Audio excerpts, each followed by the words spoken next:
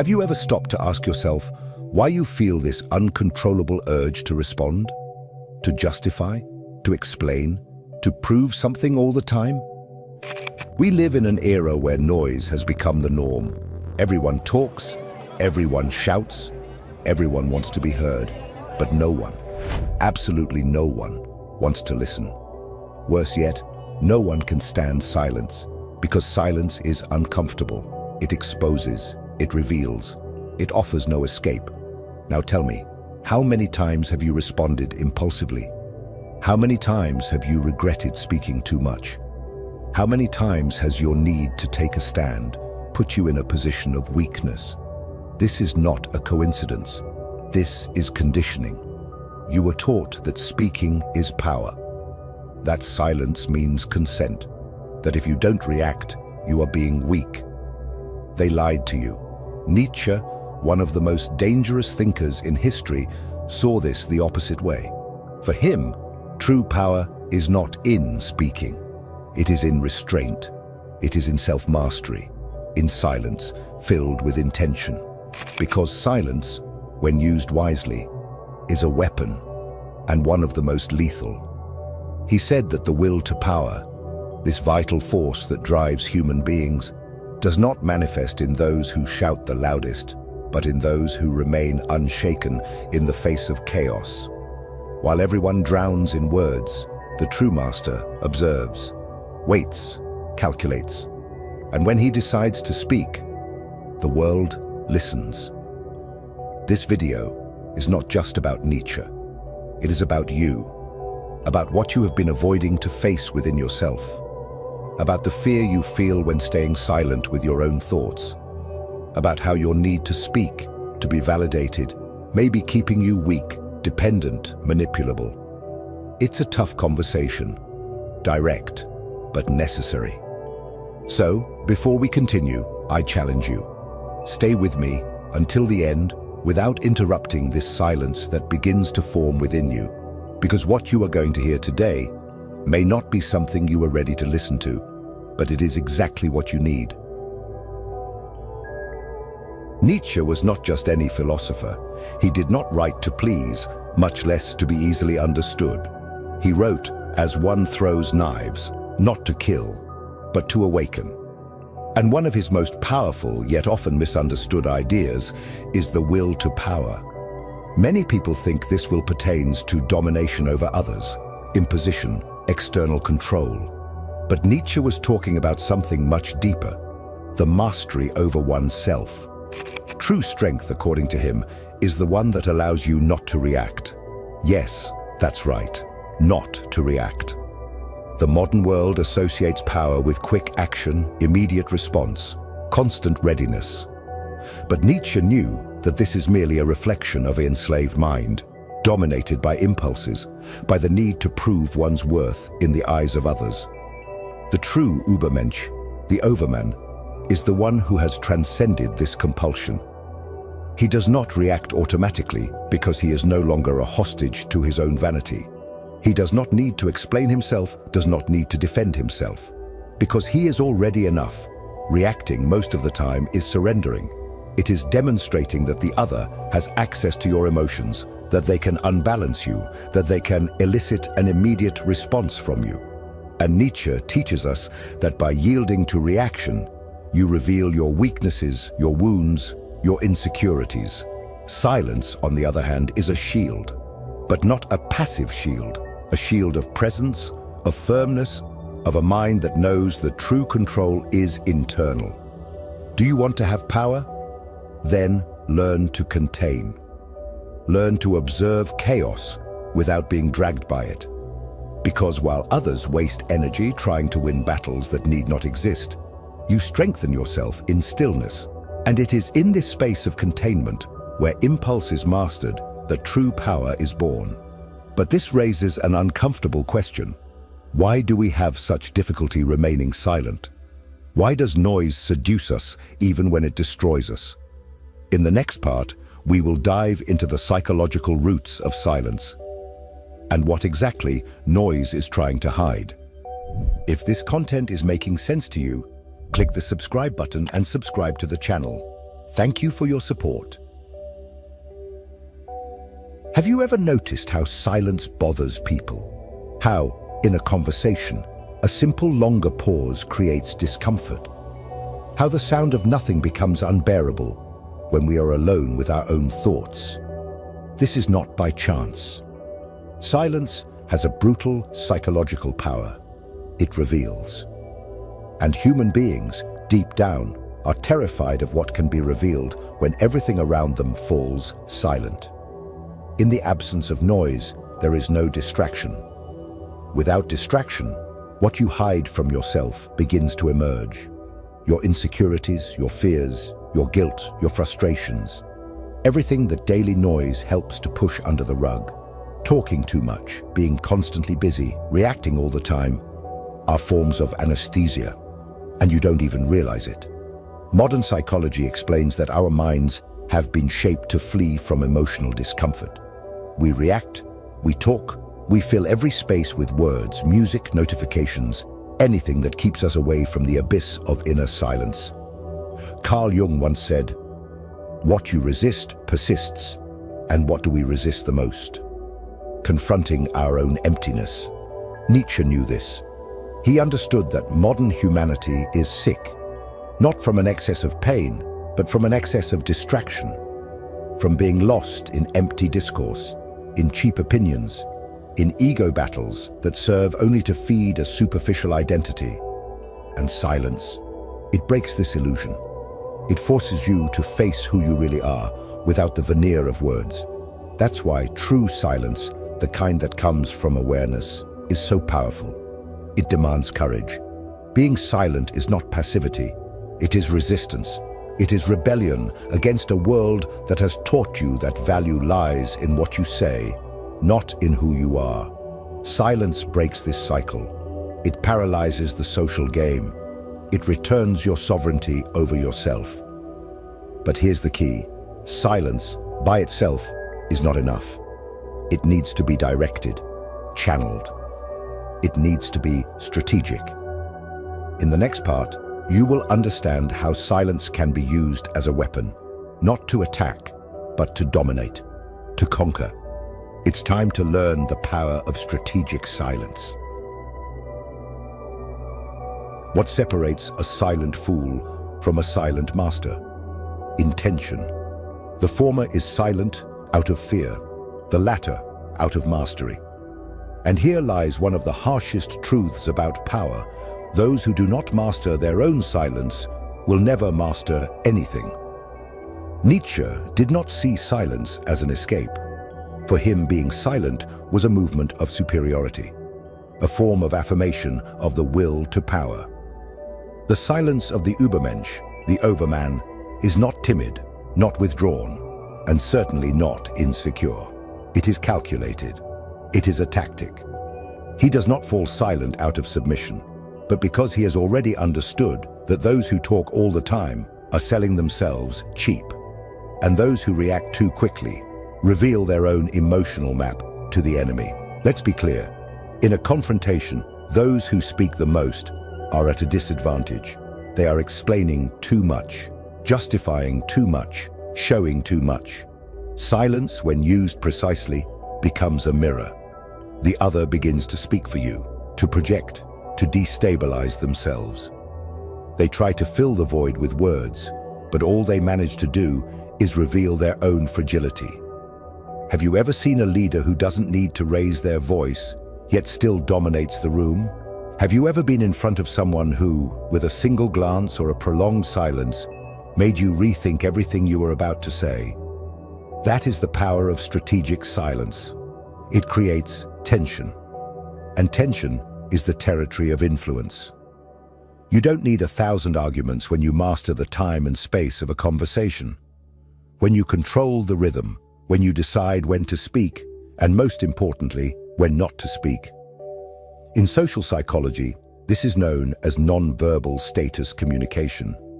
Individuals with a greater perception of power speak less, take longer pauses, and measure each word as if it were gold. Because it is. They do not try to convince.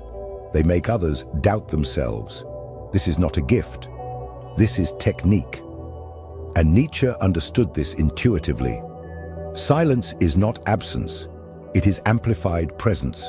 But for this weapon to work, you need something prior, a firm foundation, a space where silence is not empty, but dense. And this only arises in one place, in conscious solitude.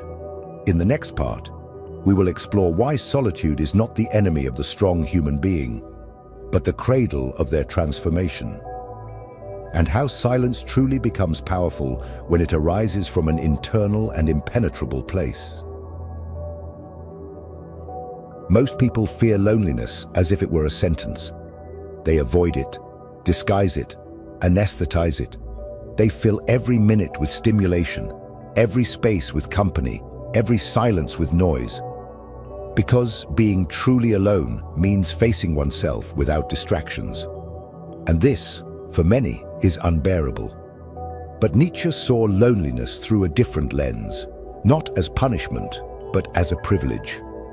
As a sacred space where the spirit strengthens, where individuality ceases to be a draft and begins to become a masterpiece. He who cannot endure solitude does not love freedom, he wrote. And that phrase cuts deep, because deep down, everyone claims to want to be free. But freedom requires a strength that few are willing to develop.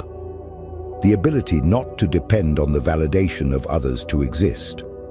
The courage to be whole, even in the absence of witnesses. The silence that arises from voluntary solitude is not empty. It is alchemy. It is in this space that you begin to hear something that the rush of life never allowed you to. Your own voice, your true needs, your unresolved anxieties, your deepest desires. Everything that routine has stifled, everything that society has stifled, everything that you yourself have avoided. Loneliness is the laboratory where the true self begins to emerge, stripped of masks, disconnected from external expectations. Nietzsche believed that the superior spirit is recognized by its ability to endure isolation. Because in isolation, it does not break, it reveals itself. It does not weaken, it reconstructs itself. The ordinary man flees from loneliness because it confronts him with his own internal chaos. The strong man seeks it because he knows that only by diving into this chaos does he discover inner order. And there is a crucial detail. It is from this solitude that strategic silence, the one we spoke of earlier, gains real density. Because it is not just about being silent to appear powerful. It is being silent because you have already won within. Because there is no longer desperation for acceptance, for visibility, for response. Silence now is not a shield, it is an extension of your presence. But there is something even deeper. Silence, when it comes from conscious solitude, not only protects, it heals, it cleanses, it removes what is unnecessary, dissolves what was trapped, reveals what was hidden. It makes everything that is noise die from exhaustion. However, there is a point where this force intensifies even more, when silence becomes not just a refuge, but a language. A silent scream that echoes louder than any word.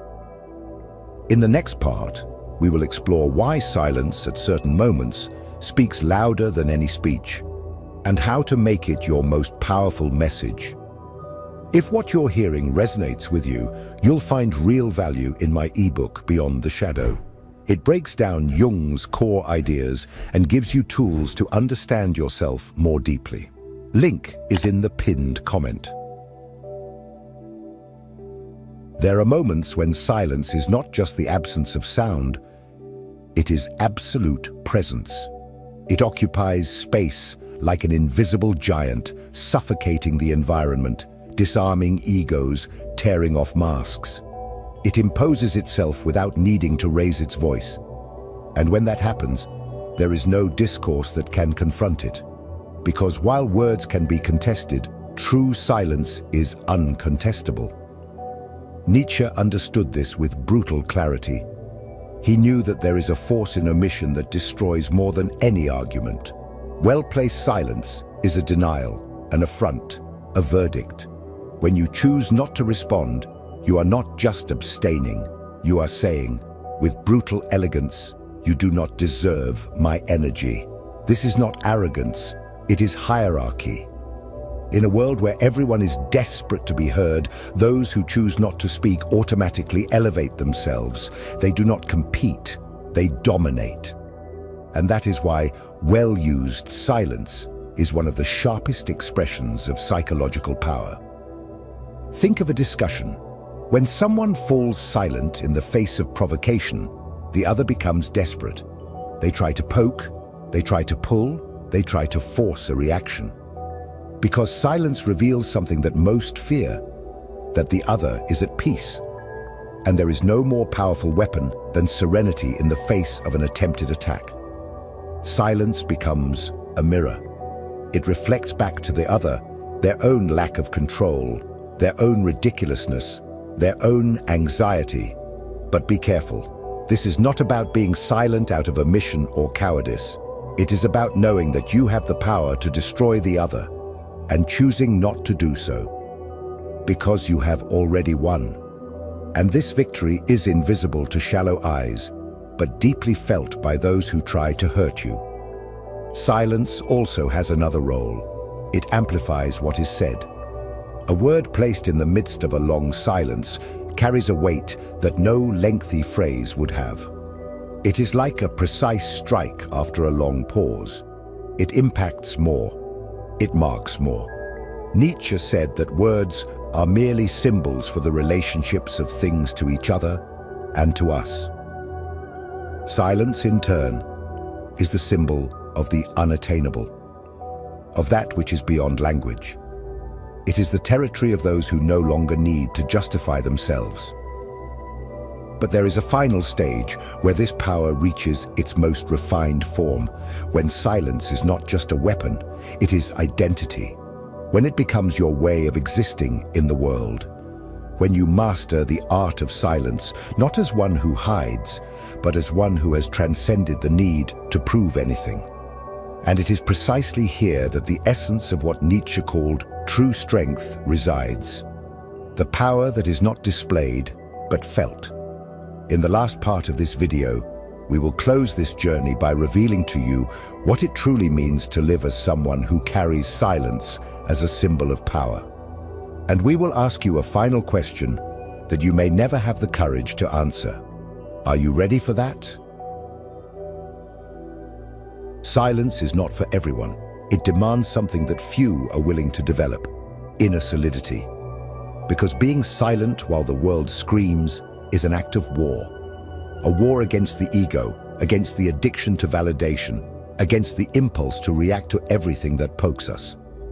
And that's why most fail. Most talk too much, react too much, expose too much, desperately trying to prove a worth they have not yet found within themselves. Nietzsche knew, those who need to explain all the time have already lost. Those who need to defend themselves against everything are still not at peace with anything. True power is silent because it already is. It does not seek approval. It does not rush. It does not need to convince. And when you reach that point, when silence ceases to be an effort and becomes your natural state, something changes. People listen to you differently. They look at you differently.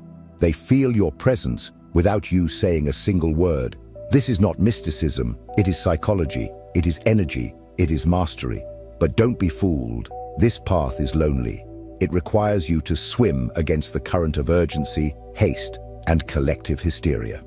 It demands that you endure the discomfort of emptiness until you discover that the emptiness was actually full of you all along. And that's when everything changes. You stop reacting impulsively and start acting with intention. You speak less, but when you do, you change the environment. You stop chasing being heard because you understand that those who have something truly to say do not need to chase an audience. Now tell me, will you continue to get lost in the noise, or will you learn to use silence as a weapon? Will you keep giving your power to anyone who provokes you? Or will you regain control of your own mind? If this video challenged you, if it made you confront something within yourself, I want you to comment down below. I choose silence. Just that. Those who understand will know. Those who do not understand, it doesn't matter. And if you are ready to continue this transformation, don't stop here. The next video is also important, much more than you imagine, because your evolution does not wait, and the world needs your strength in silence.